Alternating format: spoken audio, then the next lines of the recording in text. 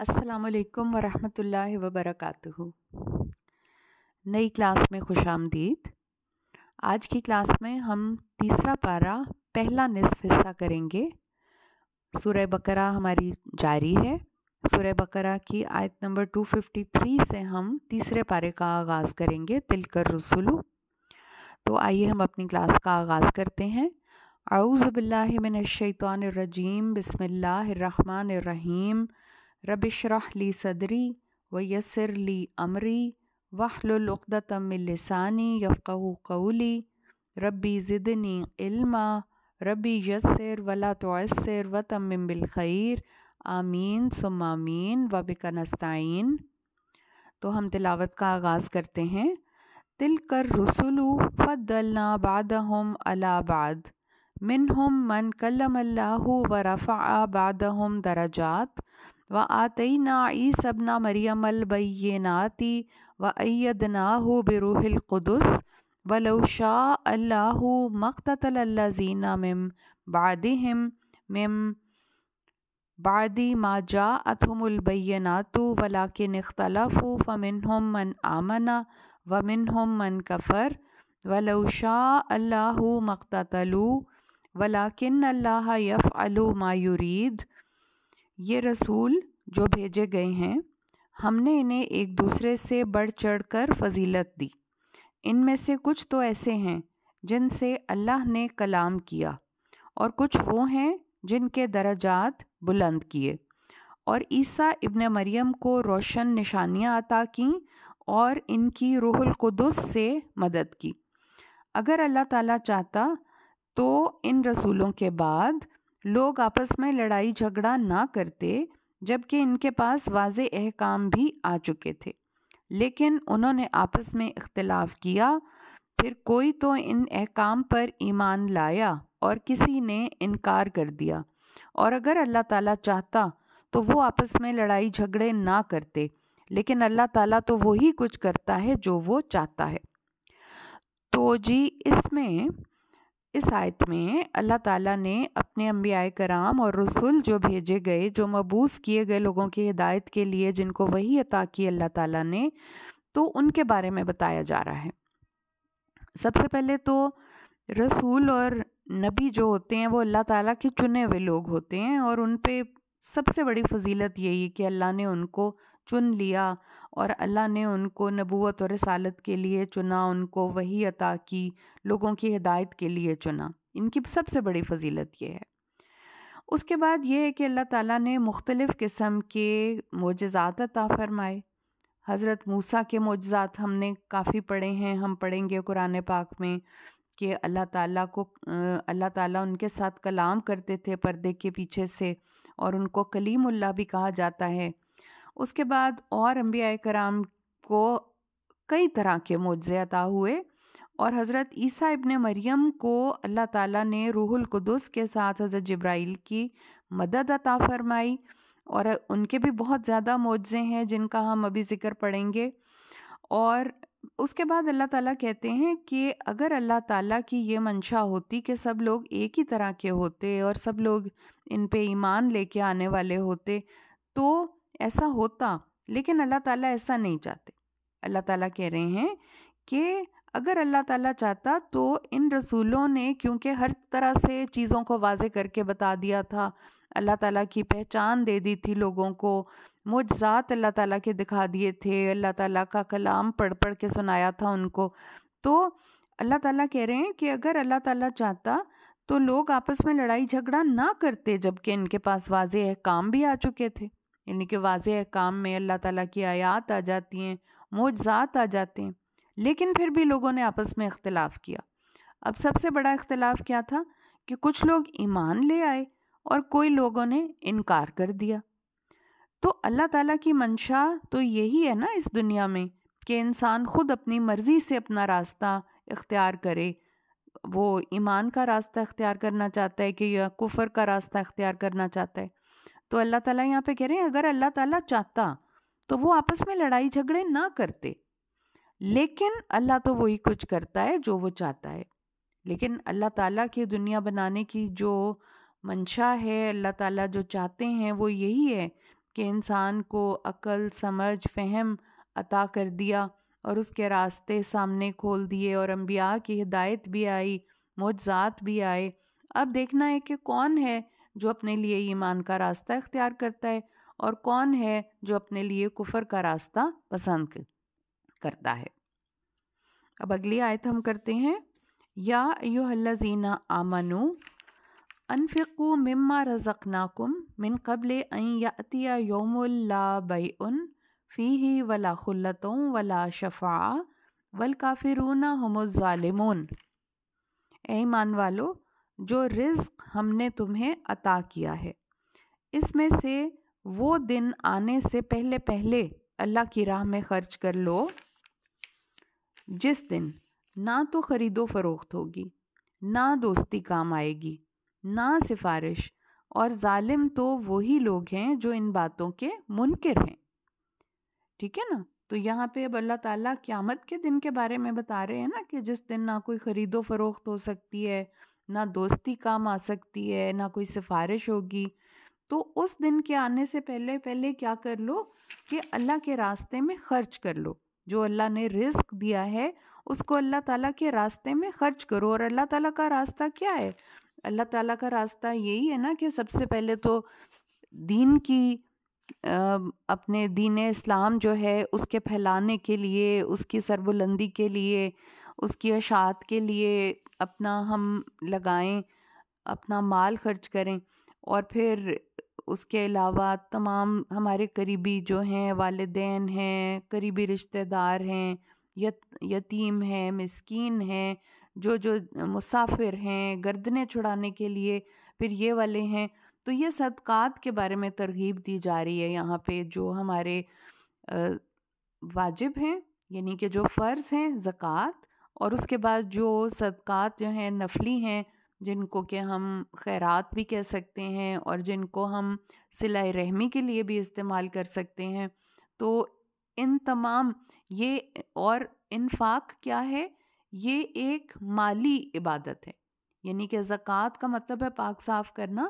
تو جب ہم اللہ تعالیٰ کے راستے میں خرچ کرتے ہیں تو ہمارا مال بڑھتا ہے، جس کو اللہ تعالیٰ نے کئی جگہ پہ قرض حسنہ بھی کہا ہے، کہ کون ہے جو اللہ کو قرض حسنہ دے گا؟ اور قرض حسنہ، قرض ظاہر ہے لوٹایا جاتا ہے، پھر اللہ تعالیٰ اسے کئی گنا بڑھا چڑھا کر لوٹائے۔ تو پھر پہلے بھی ہم نے پڑھا ہے کہ کیا مال خرچ کیا جائے، کس پر خرچ کیا جائے، کہاں خرچ کیا جائے۔ تو یہ مال کے یعنی ہمارے اس کے بارے میں ہی یہاں پہ بتایا جا رہا ہے۔ اب اور کافروں کے بارے میں کہ والکافرون ھم الظالمون، اور ظالم تو وہی ہیں، یعنی گناہ گار تو وہی لوگ ہیں جو ان باتوں کے منکر ہیں، جو اپنا مال نہیں خرچتے۔ ان کے بارے میں ظاہر ہے یہ کہا گیا ہے نا، کیونکہ انفاق کے بارے میں یہ آیت ہے۔ اب آگے سے ہم پڑھتے ہیں، اللہ لا الہ الا ہو الحی القیوم لا تأخذہ سنۃ ولا نوم لہ ما فی السماوات وما فی الارض من ذا الذی یشفع عندہ الا بإذنہ یعلم ما بین ایدیہم وما خلفہم ولا یحیطون بشیء من علمہ الا بما شاء وسع کرسیہ السماوات والارض ولا یؤودہ حفظہما وہو العلی العظیم۔ یہ کون سی آیت ہے جی؟ یہ ہے آیت الکرسی۔ اور آیت الکرسی جو ہے اس کے بارے میں یہ ہے کہ اللہ تعالیٰ کی اتنی مکمل معرفت بیان کی گئی ہے، یعنی اللہ تعالیٰ کی پہچان اس میں بتائی گئی ہے کہ اللہ تعالیٰ کون ہے، اور اللہ تعالیٰ کی مکمل پہچان اس آیت کو قرآن پاک کی سب سے افضل آیت قرار دیا گیا ہے۔ رسول پاک صلی اللہ علیہ وآلہ وسلم نے، ایک صحابی ہیں، ان سے پوچھا کہ تمہارے پاس کتاب اللہ کی سب سے عظمت والی آیت کون سی ہے؟ تو ان صحابی نے پھر جواب دے دیا اور بتایا کہ لا الہ الا هو اللہ لا الہ الا هو الحی القیوم۔ تو آپ صلی اللہ علیہ وآلہ وسلم فرماتے ہیں کہ تمہیں علم مبارک ہو، یعنی ان صحابی نے صحیح بتا دیا اس کا جواب۔ ایک اور حدیث ہے، حضرت ابو ہریرہ فرماتے ہیں کہ رسول اللہ صلی اللہ علیہ وسلم نے فرمایا ہر چیز کی ایک کوہان ہوتی ہے اور قرآن کی کوہان ہے سورہ بقرہ، اور اس میں ایک آیت ہے جو قرآن کی سب آیتوں کی سردار ہے اور وہ ہے آیت الکرسی۔ ٹھیک ہے جی، تو اس میں اب اللہ تعالیٰ کی شان، اللہ تعالیٰ کی پہچان بتائی جا رہی ہے۔ اللہ وہ ہے جس کے سوا کوئی الہ نہیں ہے، یعنی کہ وہ ایک ہے، شرک نہیں ہے، وہ حی ہے، الحی القیوم، وہ زندہ ہے، یعنی کہ وہ ازل سے زندہ ہے، ابد تک رہے گا، اور قیوم ہے، وہ قائم رکھنے والا ہے، وہ خود بھی قائم ہے اور اس نے ہر چیز کو قائم رکھا ہوا ہے۔ الحی، وہ خود بھی زندہ ہے ہمیشہ سے اور ہمیشہ رہے گا، اور اسی نے زندگی بخشی ہے ہر چیز کو، چاہے انسان ہے، حیوان ہے، پودے ہیں، اور اس کے علاوہ وہ قائم رکھنے والا ہے، یعنی کہ وہ سسٹینر ہے، اس کو پتہ ہے کہ ہر چیز کی کیا ضروریات ہیں اور اس نے وہ ضروریات مہیا کی ہوئی ہیں چاہے تاکہ وہ چیزیں قائم رہ سکیں۔ لا تأخذہ سنۃ ولا نوم، اور اس کو نہ اونگ آتی ہے نہ نیند آتی ہے۔ اور اونگ کیا ہے؟ نیند کا، یعنی کہ شروع کا حصہ جب انسان جھول جاتا ہے، انسان کی آنکھیں بند ہو رہی ہوتی ہیں تو تھوڑی دیر کے لیے غفلت میں جاتا ہے، پھر کئی دفعہ اٹھ جاتا ہے اونگنے کے بعد، لیکن نیند جو ہے پھر مکمل طور پہ انسان ہوش و حواس اس کے ختم ہو جاتے ہیں۔ نیند کو موت کی بہن بھی کہا گیا ہے، اور یہاں پہ یہ بتایا جا رہا ہے کہ جو اللہ تعالیٰ جو مالک ہے عرش کا اور ہر چیز کا، اور پوری دنیاؤں، پورے جہانوں کو اس نے قائم بھی رکھا ہوا ہے، تو وہ نہ اس کو اونگ آتی ہے نہ نیند، وہ بے خبر نہیں ہو سکتا، وہ بے خبر نہیں ہے۔ اور اس کے علاوہ کیا ہے کہ اسی کا ہے جو کچھ آسمانوں میں اور زمین میں ہے، اور کون ہے جو اس کی اجازت کے بغیر اس کے حضور سفارش کر سکے؟ یعنی اللہ تعالیٰ کے سامنے کسی کی اتنی مجال نہیں کہ وہ کوئی کسی کے بارے میں بھی سفارش کر سکے۔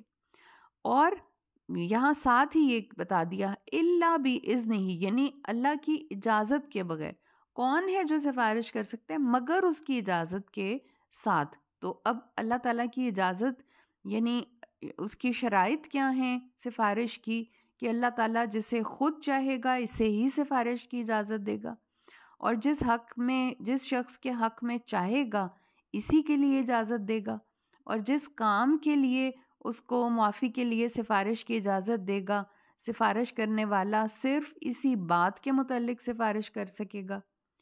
یعنی یہ سفارش کے کچھ اصول ہیں جو کہ اللہ تعالیٰ نے ان کو رکھنا ہے نظر میں، اور پھر ہے تو یہ اس کو ہم دوبارہ دیکھتے ہیں کہ من ذا الذی یشفع عندہ الا باذنہ، کون ہے جو اس کی اجازت کے بغیر اس کے حضور سفارش کر سکے۔ اس کے بعد پھر آپ کے اللہ تعالیٰ کے علم کے بارے میں ہے کہ یعلم ما بین ایدیہم وما خلفہم، وہ جانتا ہے جو کچھ بھی لوگوں کے سامنے ہے جو ان سے اوجل ہے۔ ولا یحیطون بشیء من علمہ الا بما شاء، یہ لوگ اللہ کے علم سے کسی چیز کا بھی ادراک نہیں حاصل کر سکتے مگر جتنا وہ چاہے۔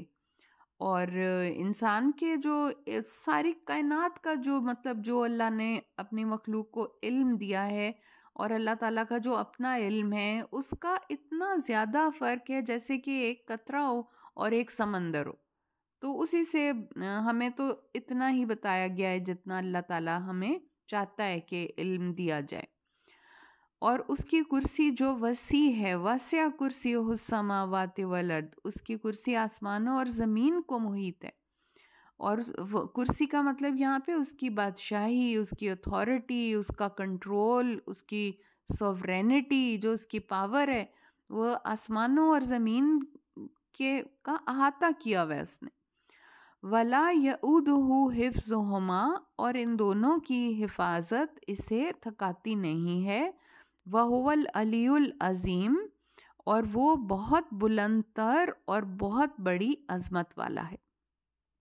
تو یہ ہو گئی آیت الکرسی، جس کو کہ کوہان کہا گیا ہے کہ سورہ بقرہ کی کوہان ہے، اور یہ جو بھی ہم نے حدیث پڑھی ہے کہ ہر چیز کی رسول پاک صلی اللہ علیہ وآلہ وسلم نے فرمایا ہے کہ ہر چیز کی ایک کوہان ہوتی ہے. کوہان کا مطلب جیسے اونٹ کی کوہان ہوتی ہے نا، مطلب کہ اس کا جو ایک پیک ہوتی ہے ہر چیز کی، تو ہر چیز کی جو ایک پیک ہوتی ہے، قرآن کی کوہان جو ہے وہ ہے سورہ بقرہ جو ابھی ہم پڑھ رہے ہیں، اور ایک آیت ہے جو قرآن کی سب آیتوں کی سردار ہے اور وہ ہے آیت الکرسی، یعنی کہ پھر سورہ بقرہ کی جو پیک ہے وہ ہے آیت الکرسی.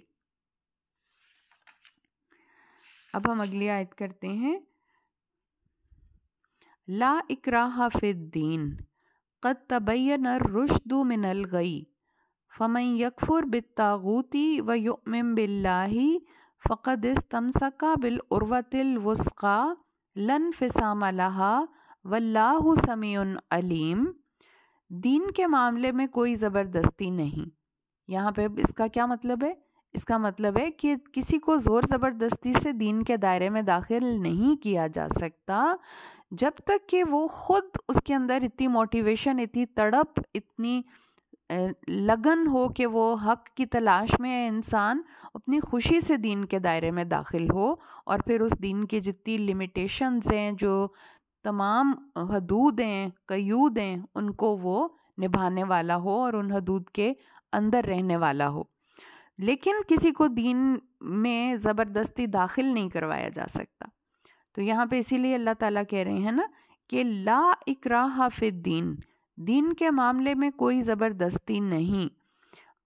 ہدایت گمراہی کے مقابلے میں بالکل واضح ہو چکی ہے. اب جو شخص طاغوت سے کفر کرے اور اللہ پر ایمان لائے تو اس نے ایسے مضبوط حلقے کو تھام لیا جو ٹوٹ نہیں سکتا.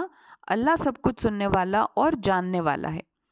اللہ تعالیٰ نے انسان کو عقل سمجھ اتنی دے دی ہے اور ہدایت کو گمراہی سے الگ کر کے دکھا دیا ہے. انبیاء کرام جس طرح آئے، واضح ہدایات، معجزے لے کے آئے، تو اللہ تعالیٰ نے ہر ایک کے لیے ہدایت کا راستہ کھول دیا. اب آگے سے جس کی مرضی ہے. جو شخص طاغوت کا کفر کر لیتا ہے، طاغوت کا مطلب ہے کوئی بھی ایسی طاقت جو دین کے اللہ کے مقابلے میں اپنا حکم منوانا چاہتی ہے. وہ کوئی سیاسی طاقت بھی ہو سکتی ہے، وہ کوئی اور کسی قسم کی طاقت بھی ہو سکتی ہے جو کہ دنیا میں اپنا حکم چلانا چاہے. لیکن اللہ تعالیٰ یہاں پہ کیا کہہ رہے ہیں کہ جو شخص دین کے دائرے میں آ جاتا ہے، پھر جو شخص طاغوت کا انکار کر دیتا ہے، ایسی باطل قوتوں کا انکار کر دیتا ہے اور اللہ پہ ایمان لے آتا ہے، تو وہ ایسے مضبوط حلقے کو تھام لیتا ہے. ایک سمجھیں کہ ایک بہت بڑا سا کڑا ہے اور ایک جہاز ہے سمندر کا، اور کوئی شخص ڈوب رہا ہے اور اس کڑے کو پکڑ لیتا ہے تو وہ بچ جائے گا. وہ کڑا اتنا مضبوط ہے کہ وہ اس کو سہار لے گا. اسی طرح ہی اللہ تعالیٰ نے دنیا کا ایک سمندر ہے جس میں کفر کی لہریں بہہ رہی ہیں، جس میں ہدایت کی روشنی بھی ہے. اب جو شخص اللہ تعالیٰ کے حلقے کو پکڑ لیتا ہے، اور یہ اتنا طاقتور حلقہ ہے کہ وہ اس کو ڈوبنے بھی نہیں دے گا، وہ حلقہ ٹوٹے گا بھی نہیں. اور اس حلقے کے اندر ایک حلقے کی مثال اس لیے بھی دی گئی، تمام جو مسلمان ہیں انہوں نے اس حلقے کو تھاما ہے، یعنی کہ ایک یونٹی بھی ہے اور ایک طاقت بھی ہے، ایک اسٹرینگتھ بھی ہے. تو یہاں پہ یہ کہ اللہ تعالیٰ کے حلقے کو جس نے تھام لیا تو وہ ٹوٹ نہیں سکتا. اللہ سب کچھ سننے اور جاننے والا ہے. یعنی کہ جب کوئی شخص ساری طرف سے کٹ کے ٹوٹ کے اللہ کے حلقے کو پکڑتا ہے، پھر اللہ کا حلقہ بھی اتنا مضبوط ہے کہ وہ اسے گرنے نہیں دے گا. اب اگلی آیت ہم کرتے ہیں. اللہ ولی الذین آمنوا یخرجہم من الظلمات الی النور والذین کفروا اولیاؤہم الطاغوت یخرجونہم من النور الی الظلمات اولئک اصحاب النار ہم فیہا خالدون. اللہ ان لوگوں کا دوست ہے جو ایمان لائے، وہ انہیں کفر اور شرک کے اندھیروں سے نکال کر اسلام کی روشنی کی طرف لے آتا ہے. اور جنہوں نے کفر اختیار کیا ہے ان کے دوست طاغوت ہیں جو انہیں روشنی سے نکال کر اندھیروں کی طرف لے جاتے ہیں. ایسے ہی لوگ اہل دوزخ ہیں اور وہ اس میں ہمیشہ رہیں گے. اب یہاں پہ اللہ تعالیٰ ولی ہے، دوست ہے، کارساز ہے، مددگار ہے ان لوگوں کا جو ایمان لانے والے ہیں، اور اللہ تعالیٰ اپنے ایمان کی روشنی سے ان لوگوں کو کفر کے اندھیروں سے نکال کر روشنی کی طرف لے آتا ہے۔ روشنی ہوتی ہے نا کہ ہم جیسے ایک سفر پہ جا رہے ہیں، ایک راستے پہ جا رہے ہیں، روشنی ضروری ہے کہ ہم سیدھے چل سکیں، ہم راستے پہ قائم رہ سکیں۔ اگر اندھیرا ہوگا تو ہم گر جائیں گے، بھٹک جائیں گے، راستہ گم کر بیٹھیں گے، گمراہ ہو جائیں گے۔ تو اللہ تعالیٰ نے اپنے ولی اپنے آپ کو دوست کہا ہے ان لوگوں کا جو ایمان لانے والے ہیں۔ ایک دفعہ اللہ تعالیٰ کا حلقہ پکڑ لیا، ایمان لے آئے، اب اللہ تعالیٰ ان کو گمراہی کے اندھیروں سے نکال کے روشنی کی طرف لے جائے گا۔ اور جن لوگوں نے کفر اختیار کیا، انہوں نے طاغوت کو اپنا دوست بنا لیا، ظاہر ہے انہوں نے تو اللہ کا انکار کر دیا نا، تو پھر انہوں نے دوست کس کو بنایا؟ انہوں نے طاغوت کو دوست بنا لیا۔ طاغوت کوئی بھی غلط قسم کی پاور، طاقت ہو سکتی ہے جو کہ اللہ کے مقابلے میں چاہتی ہے نا کہ میرا حکم مانا جائے، وہ شیطان ہو سکتا ہے، وہ کوئی بھی لوگ ہو سکتے ہیں۔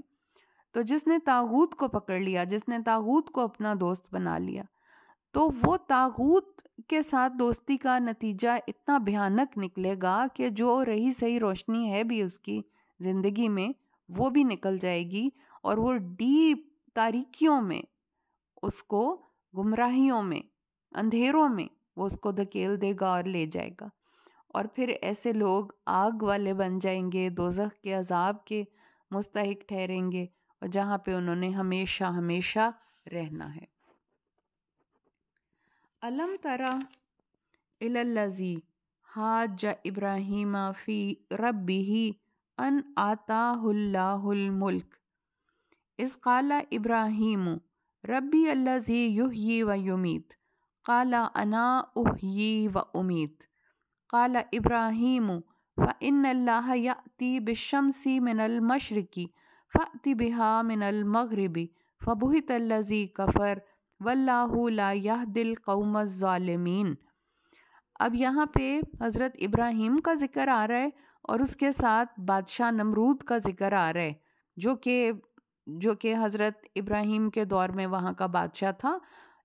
یہ مثال کیوں آئی ہے؟ کیونکہ اس سے پہلے اللہ تعالیٰ نے اپنے ایمان والوں سے اپنی دوستی کا ذکر کیا ہے اور طاغوت کا ذکر کیا ہے۔ تو نمرود بادشاہ کو آپ ایک طاغوت کی مثال لے سکتے ہیں کہ وہ چاہتا تھا، جیسے کہ فرعون بادشاہ تھا یا نمرود تھا، وہ خدائی کا دعویٰ کرتے تھے۔ وہ خدائی کا دعویٰ اس طرح سے کرتے تھے کہ وہ یہ نہیں کہتے تھے کہ کائنات کو بنانے والے ہم ہیں، یا وہ ایکچولی وہ کہتے تھے کہ جو ہم کہہ رہے ہیں، وہ ہم جو کہہ رہے ہیں کام کرنا ہے وہ ہم کہیں گے، ہم فیصلہ کریں گے، جو نہیں کرنا اس کا فیصلہ ہم کریں گے، یعنی کہ تمام احکامات ہماری مرضی سے، ہم جو کہیں گے وہ ہوگا، جو نہیں کہیں گے وہ نہیں ہوگا، جو ہم حرام کہیں گے حرام ہے، جو ہم حلال کہیں گے حلال ہے، یا کسی کی جان کی پرواہ نہیں، یعنی کہ اللہ کا حکم نہیں بلکہ ہمارا اپنا ذاتی، ہم جو چاہیں گے ہم حکم دیں گے اور وہ پورا کر دیا جائے گا۔ تو یہاں پہ اب نمرود بادشاہ بھی خدائی کا دعویٰ کرتا تھا، اور حضرت ابراہیم کے دوست اللہ تعالیٰ، ظاہر ہے حضرت ابراہیم کو خلیل اللہ تعالیٰ نے اپنا دوست بنا لیا تھا۔ ہم نے ان کا ذکر ابھی پہلے بھی پڑھا ہے، سورہ بقرہ میں ان کا پہلے بھی ذکر آیا ہے کہ اللہ تعالیٰ نے انہیں بہت سے آزمائشوں سے گزارا اور وہ تمام امتحانوں میں پورے اترے، تو اللہ نے ان کو اپنا کہا کہ میں تمہیں امام بنانے والا ہوں، یعنی اللہ تعالیٰ نے ان کو ایک بہت بلند مقام عطا فرما دیا۔ تو یہاں پہ اب وہ دونوں ایکسٹریمز کا ذکر ہے، حضرت ابراہیم کا اور نمرود بادشاہ کا۔ اب ایک مثال بتائی جا رہی ہے، ایک واقعہ یعنی بتایا جا رہا ہے کہ کیا آپ نے اس شخص پر غور نہیں کیا جس نے ابراہیم سے اپنے رب کے بارے میں جھگڑا کیا، اس لیے کہ اللہ نے اسے حکومت دے رکھی تھی۔ جب ابراہیم نے کہا میرا رب وہ ہے جو زندہ کرتا ہے اور مارتا ہے، یعنی کہ اللہ تعالیٰ کی ابھی ہم نے صفت پڑھی ہے نا، اللہ لا الہ الا ہو الحی القیوم، تو حضرت ابراہیم نے اس کو اللہ تعالیٰ کی معرفت، اللہ کی پہچان دینے کے لیے کہا کہ میرا اللہ وہ ہے جو زندہ کرتا ہے اور مارتا ہے۔ تو اس نے کہا کہ میں بھی زندہ کر سکتا ہوں اور مار سکتا ہوں، جس کے جواب میں اس نے 2 قیدی تھے جو نکالے موت کی سزا جن کو سنائی گئی تھی، ایک کو اس نے مار دیا اسی وقت، ایک کو آزاد کر دیا. اس نے کہا یہ دیکھو، یعنی کہ 2 انسانوں کو اس نے ایسے ایک کو مروا دیا، ایک کو زندہ چھوڑ دیا کہ میں بھی زندہ رکھ سکتا ہوں، میں بھی مار سکتا ہوں. تو حضرت ابراہیم کیونکہ اس کی کج بیسی اور اس کی دماغ کی جو ایک اتنی نچلی سطح پہ وہ سوچتا تھا، تو انہوں نے اس کو کاؤنٹر کرنے کے لیے مزید اس بات کو طول نہیں دیا، بلکہ انہوں نے ایک اور آرگیومنٹ دے دیا. اور انہوں نے کہا، ابراہیم نے کہا کہ اللہ تعالیٰ تو سورج کو مشرق سے نکالتا ہے، تم ذرا مغرب سے نکال کر دکھا دو. تو اب وہ کافر مبہوت ہو گیا، یعنی کہ چپ کر کے رہ گیا. اللہ تعالیٰ ظالموں کو راہ نہیں سجھاتا. او کالذی مر علی قریۃ وہی خاویۃ علی عروشها قال انا یحیی هذه اللہ بعد موتها فاماتہ اللہ 100 عام ثم بعثہ قال کم لبثت قال لبثت یوما او بعد یوم قال بل لبثت 100 عام فانظر الى طعامک وشرابک لم یتسنہ وانظر الى حمارک وَلِنَجْعَلَكَ آیَةً لِلنَّاسِ وَانظُرْ إِلَى الْعِظَامِ كَيْفَ نُنشِزُهَا ثُمَّ نَكْسُوهَا لَحْمًا فَلَمَّا تَبَيَّنَ لَهُ قَالَ أَعْلَمُ أَنَّ اللَّهَ عَلَى كُلِّ شَيْءٍ قَدِيرٌ.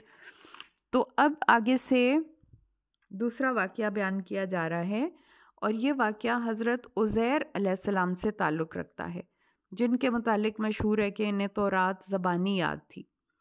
تو جب ایک بادشاہ تھا بخت نصر، اس نے شام پہ حملہ کر دیا تھا اور بیت المقدس کو ویران کر دیا تھا، اور بہت سے اسرائیلیوں کو قید کر کے اپنے ساتھ بابل لے گیا تھا، یعنی عراق لے گیا تھا. تو ان میں حضرت عزیر علیہ السلام بھی تھے. کچھ مدت کے بعد انہیں رہائی ملی، تو واپس جا کر جب انہوں نے اپنے راستے میں ایک اجڑا ہوا شہر دیکھا جو بخت نصر کے حملے کے نتیجے میں ہی ویران ہوا تھا، تو یہ دیکھ کر آپ کے دل میں خیال آیا کہ اللہ اب اس بستی کو کیسے آباد کرے گا. آپ اس وقت ایک گدھے پر سوار تھے اور کھانے پینے کا سامان بھی آپ کے ساتھ تھا. یہ خیال آتے ہی اللہ تعالیٰ نے آپ کی روح قبض کر لی اور پورے 100 سال تک موت کی نیند سلا دیا. پھر زندہ کر کے پوچھا، بتاؤ کتنی مدت سال میں پڑے رہے؟ اب حضرت عزیر ظاہر ہے سورج سے ہی انہوں نے وقت معلوم کرنے کی کوشش کی، اور کہتے ہیں کہ بس یہی دن کا کچھ حصہ، اور ممکن ہے کہ اگلا دن ہے. تو یہ والا جو واقعہ ہے، اور پھر اس کے بعد اللہ تعالیٰ نے ان کو بتایا کہ تم 100 سال تک یہاں پہ پڑے رہے ہو، اور اپنے کھانے پینے کو، اپنے آپ کو دیکھو، تمہیں بالکل دوبارہ سے ٹھیک کر دیا ہے 100 سال بعد، اور اپنے گدھے کی طرف دیکھو، اس کی ہڈیاں بھی بوسیدہ ہو گئی ہیں. پھر اللہ تعالیٰ نے دیکھتے ہی دیکھتے ہڈیوں کو جوڑا اور ہڈیوں پہ گوشت چڑھا دیا اور گدھا زندہ ہو گیا. اور اس طرح سے اللہ تعالیٰ نے آپ کو ایک عین الیقین جس کو کہتے ہیں نا، کہ اپنی آنکھوں سے انہوں نے دیکھ لیا حق کو، اور اللہ تعالیٰ نے یہ معجزہ ان کو عطا فرمایا. اب اس آیت کی جو آیت میں نے پڑھی تھی، اس کی دوبارہ سے میں آپ کو اس کا ترجمہ ایک دفعہ بتا دیتی ہوں کہ اس شخص کے حال پر غور کیا، یعنی کہ واقعے کی طرف اشارہ کیا جا رہا ہے. او کالذی یہاں سے شروع ہو رہا ہے، او کالذی مر علی قریۃ، کہ اس شخص کے حال پر غور کیا جو ایک بستی کے قریب سے گزرا، اور وہ بستی اپنی چھتوں پر گری پڑی تھی. وہ کہنے لگا، اللہ اس بستی کو موت کے بعد دوبارہ کیسے زندگی دے گا؟ اس پر اللہ تعالیٰ نے اسے 100 سال تک موت کی نیند سلا دیا. پھر اسے زندہ کر کے اس سے پوچھے، بھلا کتنی مدت تم یہاں پڑے رہے؟ وہ بولے، بس یہی دن، ایک دن یا اس کا کچھ حصہ ٹھہرا ہوں گا. اللہ تعالیٰ نے جواب دیا، بات یہ نہیں، بلکہ تم یہاں 100 سال پڑے رہے. اچھا، اب اپنے کھانے پینے کی چیزوں کی طرف دیکھو، یہ تو ابھی تک باسی نہیں ہوئی. پھر اپنے گدھے کی طرف دیکھو، یعنی گدھے کا تو اس کی ہڈیاں تک بوسیدہ ہو گئی تھی. پھر یہ ہم نے اس لیے کیا ہے کہ تجھے لوگوں کے لیے ایک معجزہ بنا دیں. اب گدھے کی ہڈیوں کی طرف دیکھو، ہم کیسے انہیں جوڑتے، اٹھاتے اور ان پر گوشت چڑھا دیتے ہیں. جب یہ سب باتیں واضح ہو گئیں تو وہ کہنے لگے، اب مجھے خوب معلوم ہو گیا ہے کہ اللہ تعالیٰ ہر چیز پر قادر ہے. یعنی کہ اللہ تعالیٰ نے پھر حضرت عزیر کو ایک معجزہ بنا دیا نا. پھر جب وہ گئے اپنے شہر میں تو ان کے بچے تو زندہ بھی نہیں ہوں گے، ان کے پوتے اور وہ بھی بوڑھے ہو چکے تھے، اور 100 سال کے بعد حضرت عزیر وہاں پہ گئے اور آپ نے پھر تورات کی اس کے لیے اشاعت کے لیے بہت کام کیا، کیونکہ آپ کو تورات زبانی یاد تھی. تو یہ ایک واقعہ ہے جو کہ اللہ تعالیٰ بتا رہے ہیں کہ انبیاء کو اللہ تعالیٰ اس طرح سے یقین کی کیفیت میں لے جاتے ہیں. یہ نہیں ہوتا کہ انبیاء کے دل میں نعوذ باللہ کوئی ایسا خیال ہے. وہ اللہ تعالیٰ پر ایمان رکھتے ہیں مکمل، اور اس کے بعد اللہ تعالیٰ ان کو ایسے مشاہدات کروا دیتے ہیں کہ ان کو عین الیقین کی حد تک، یعنی کہ آنکھوں دیکھا یقین ان کو حاصل ہو جاتا ہے.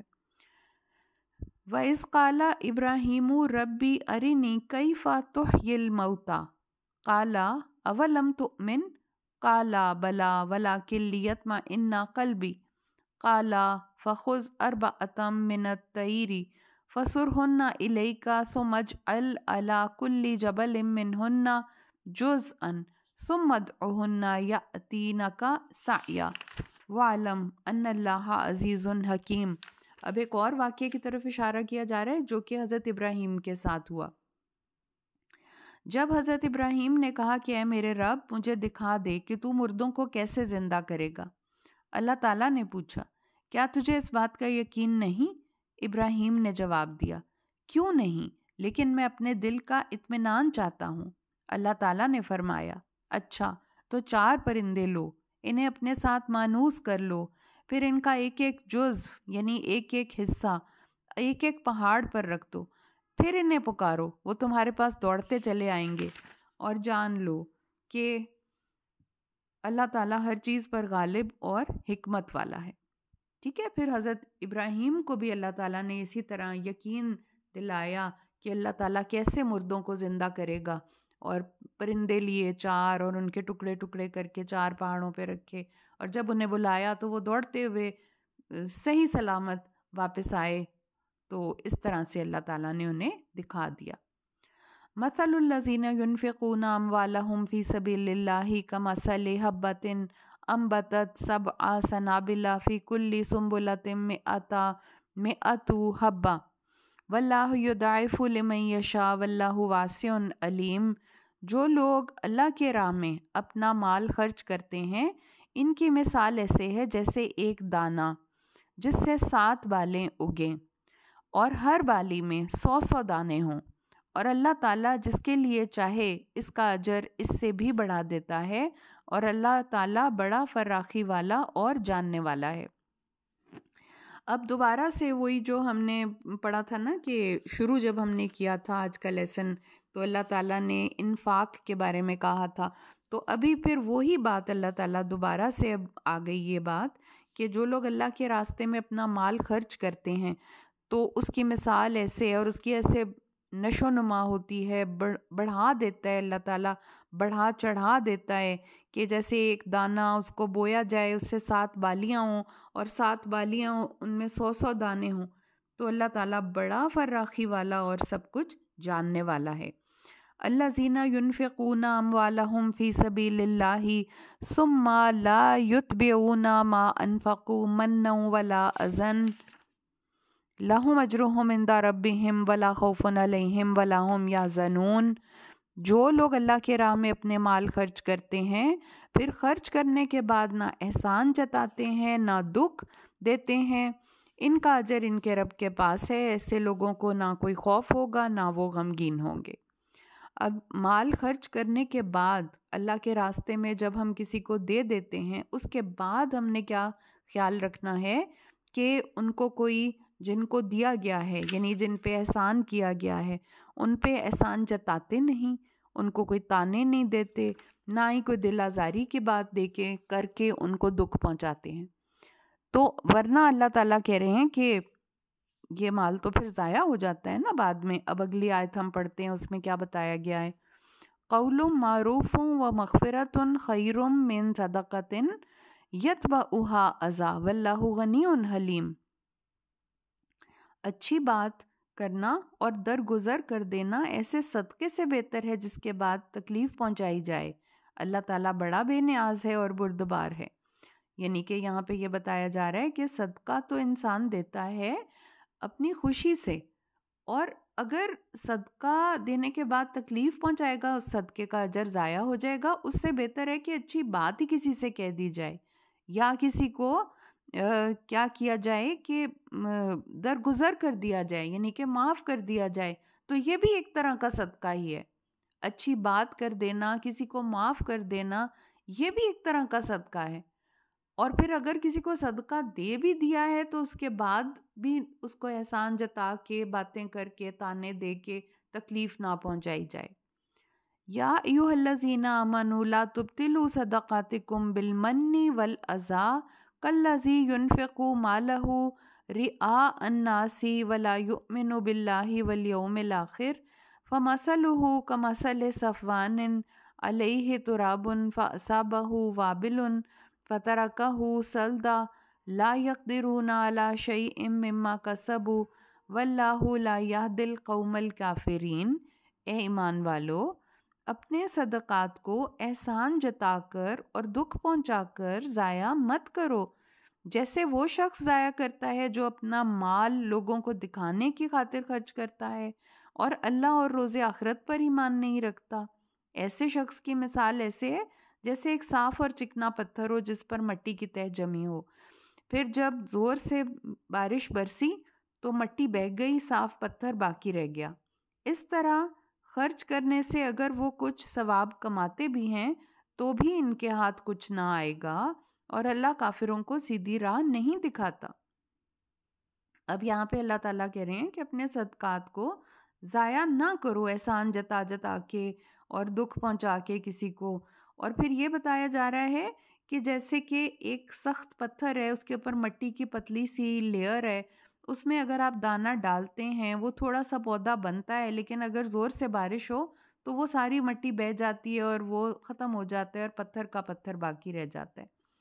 تو پھر اس طرح سے مثال سے اللہ تعالیٰ یہ کہہ رہے ہیں کہ اگر وہ کوئی اچھا کام کرے یعنی اور اس کے بعد یہ احسان جتائے یا تکلیف پہنچائے تو سمجھیں کہ جیسے پتھر سے مٹی دھل جاتی ہے، اسی طرح اس کے بھی یہ ختم ہو جائے گی اور نیچے سے سخت پتھر باقی رہ جائے گا، یعنی کہ اس کو کوئی اس فصل کا ثواب نہیں ملنے والا، اس کام کا اجر نہیں ملنے والا جو اس نے کیا ہے، کیونکہ اس نے اس کے بعد اس کا یعنی اثر ختم ہو گیا، زائل ہو گیا کہ اس نے جب احسان جتایا، تکلیف پہنچائی، ریا کے لیے، ریاکاری کے لیے خرچ کیا، جیسے کہ مثال میں بتایا گیا رہا ہے نا کہ جو مال اپنا مال لوگوں کو دکھانے کے لیے خرچ کرتا ہے، تو ظاہر ہے وہ لوگوں کو دکھانے کے لیے خرچ کرتا ہے تو پھر اللہ تعالیٰ سے وہ کیا ثواب کی امید رکھے گا۔ وَمَثَلُ الَّذِينَ يُنْفِقُونَ أَمْوَالَهُمُ ابْتِغَاءَ مَرْضَاتِ اللَّهِ وَتَثْبِيتًا مِّنْ أَنفُسِهِمْ كَمَثَلِ جَنَّةٍ بِرَبْوَةٍ أَصَابَهَا وَابِلٌ فَآتَتْ أُكُلَهَا ضِعْفَيْنِ فَإِن لَّمْ يُصِبْهَا وَابِلٌ فَطَلٌ وَاللَّهُ بِمَا تَعْمَلُونَ بَصِيرٌ۔ اور جو لوگ اللہ کی رضا کے لیے اپنے پورے دل کے خوشی کے ساتھ اپنے مال خرچ کرتے ہیں، ان کی مثال ایسے ہے جیسے کسی بلند زمین پر ایک باغ ہو، اور اگر اس پر زور کا مینہ برسے تو دگنا پھل لائے، اور اگر زور سے مینہ نہ برسے تو پھوار ہی کافی ہے۔ جو کام تم کرتے ہو اللہ اسے دیکھ رہا ہے۔ اور پھر اس کے بالکل اپوزٹ مثال بتائی کہ جو پہلے تو اس شخص کی مثال تھی نا جو ریاکاری کرتا ہے، احسان جتاتا ہے، تکلیف پہنچاتا ہے، اب اس شخص کی مثال ہے جو اللہ کی رضا کے لیے خرچ کرتا ہے اور ایک ہاتھ سے دیتا ہے، دوسرے ہاتھ کو پتہ بھی نہیں چلتا، اس شخص کو تکلیف بھی نہیں پہنچاتا جس کو صدقہ دیا گیا ہے۔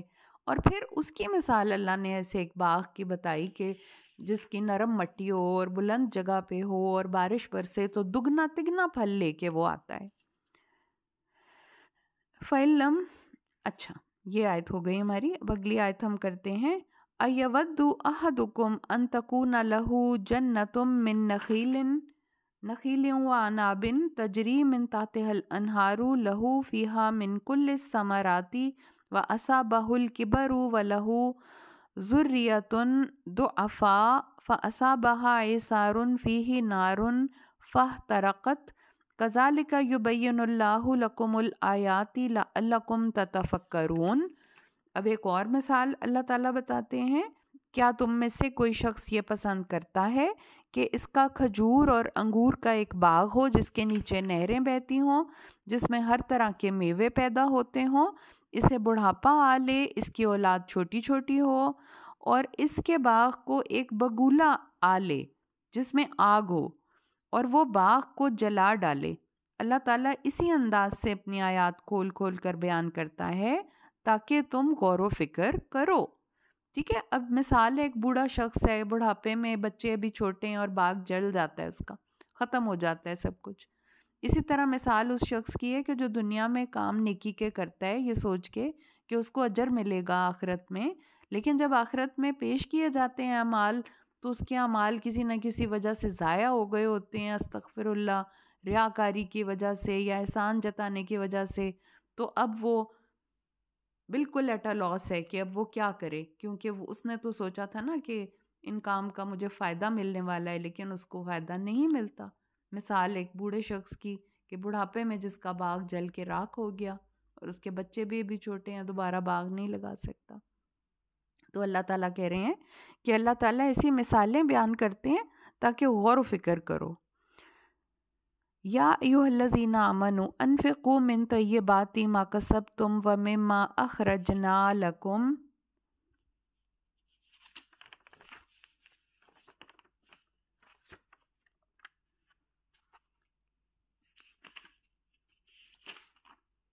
من الارض ولا تیمموا الخبیث منہ تنفقون ولستم بآخذیہ الا ان تغمضوا فیہ وَاعْلَمُوا أَنَّ اللَّهَ غَنِيٌّ حَمِيدٌ۔ اے ایمان والو، جو کچھ تم نے کمایا ہے اور جو کچھ ہم نے تمہارے لیے زمین سے نکالا ہے، اس میں سے اچھی چیزیں اللہ کی راہ میں خرچ کرو، کوئی ردی چیز خرچ کرنے کا ارادہ نہ کرو، حالانکہ وہی چیز اگر کوئی شخص تمہیں دے تو ہرگز قبول نہ کرو، الا یہ کہ چشم پوشی کر جاؤ اور جان لو اللہ بے نیاز ہے اور کائنات کی سب چیزیں اس کی تعریف کر رہی ہیں۔ اب یہاں پہ یہ بتایا جا رہا ہے کہ جو بھی اللہ تعالیٰ نے پاکیزہ رزق دیا زمین سے، یعنی کہ جیسے زکوٰۃ نکالی جاتی ہے نا پیداوار میں سے جو زمین سے پیدا ہوتی ہے، تو اس کے بارے میں بھی اور ویسے بھی جو کچھ تم نے کمایا ہے اس میں سے اچھی چیز اللہ کے راستے میں دیں، اتنا برا ناقص چیز نہ دیں کہ کوئی لینا چاہے بھی نہ، اور اگر خود بھی آپ کو بھی دی جائے تو آپ اس کو پسند نہ کریں، سوائے یہ کہ کوئی شخص اتنا مجبور ہے کہ وہ مجبوری کے حالت میں وہ بری چیز بھی آپ سے ایکسیپٹ کر لیتا ہے۔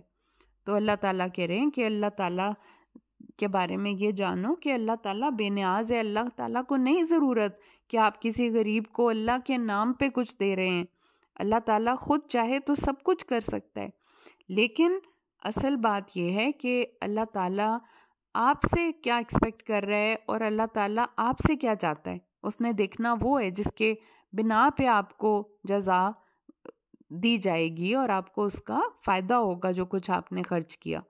تو کائنات کی سب چیزیں اس کی تعریف کر رہی ہیں، یعنی کہ اللہ تعالیٰ کی تعریف یہ نہیں کہ کوئی کرے تو اس کی تعریف ہے، بلکہ ہر چیز اس کی آٹومیٹیکلی اس کی خود بخود تعریف ہو رہی ہے، وہ اپنی ذات میں ہی محمود ہے۔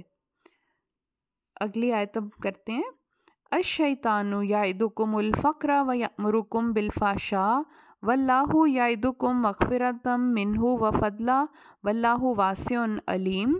شیطان تمہیں مفلسی سے ڈراتا ہے اور تمہیں شرمناک کام کرنے کا حکم دیتا ہے، جبکہ اللہ تعالیٰ تمہیں اپنے فضل اور مغفرت کی امید دلاتا ہے۔ واللہ واسع علیم، اللہ تعالیٰ بڑا وسعت والا اور جاننے والا ہے۔ یؤتی الحکمۃ من یشاء ومن یؤت الحکمۃ فقد اوتی خیرا کثیرا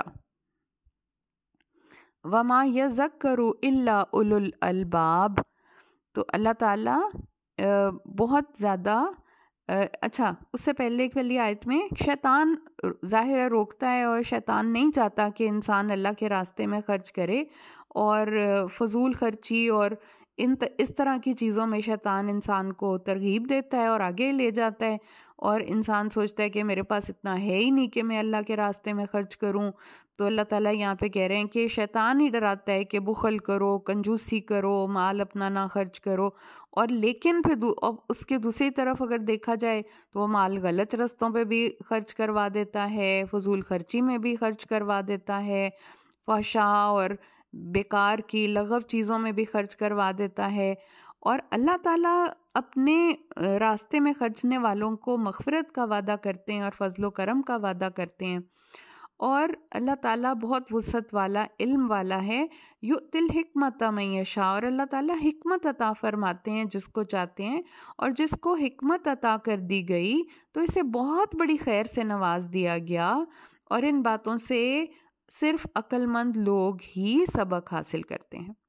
یعنی یہاں پہ اب یہ بتائیں حکمت کیا ہوتی ہے۔ حکمت ہوتی ہے کہ اللہ تعالیٰ کا خوف اور تقوی، اور تقوی وہ چیز ہوتی ہے جو انسان کو ساری برائیوں سے بچا کے سیدھے راستے کی طرف چلا دیتی ہے۔ اور اس کا مطلب ہے، اس آیت کا مطلب ہے کہ جس شخص کے پاس حکمت کی دولت ہوگی وہ کبھی شیطان کا راستہ نہیں اختیار کرے گا۔